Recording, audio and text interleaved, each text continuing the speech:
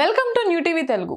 తెలంగాణ రాష్ట్ర ప్రయోజనాలను కృష్ణా నదిలో కలిపేసింది కేసీఆర్ అని ఆయన 10 ఏళ్ల పాలనలో రాష్ట్రానికి జరిగిన అన్యాయంపై చర్చించేందుకు జనవరి 2 నుంచి అసెంబ్లీ ప్రత్యేక సమావేశాలు నిర్వహిస్తామని ముఖ్యమంత్రి రేవంత్ రెడ్డి ప్రకటించారు.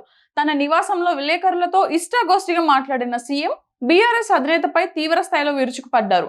కేసీఆర్ ఒక కరుడుగట్టిన నేరగాడిలా అబద్ధాలు ఆడుతున్నారని, ఆయన చేసిన పాపాల వల్లే పాలమూరు, రంగారెడ్డి, ఖమ్మం జిల్లాలు ఎడారిగా మారే పరిస్థితి వచ్చిందని మండిపడ్డారు. చేతనైతే అసెంబ్లీకి వచ్చి చర్చలో పాల్గొనాలని కేసీఆర్ కు రేవంత్ సవాల్ విసిరారు. ఒకరోజు కృష్ణా జలాలు, మరో రోజు గోదావరిపై చర్చిద్దాం. అసెంబ్లీలో కేసీఆర్ గౌరవానికి భంగం కలగకుండా చూసే బాధ్యత నాదే. ఆయన క్రియాశీల రాజకీయాల్లో ఉన్నారో లేదో సభకు వస్తేనే తెలుస్తుంది.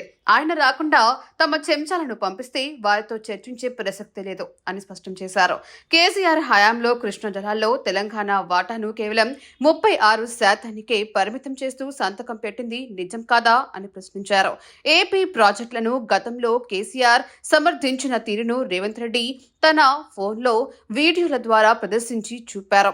పట్టిసీమను అభినందించడం, రాయలసీమకు నీళ్లు తీసుకెళ్లామని చంద్రబాబుకు సలహాలు ఇవ్వడం వెనుక ఉన్న మర్మమేంటని నిలదీశారు.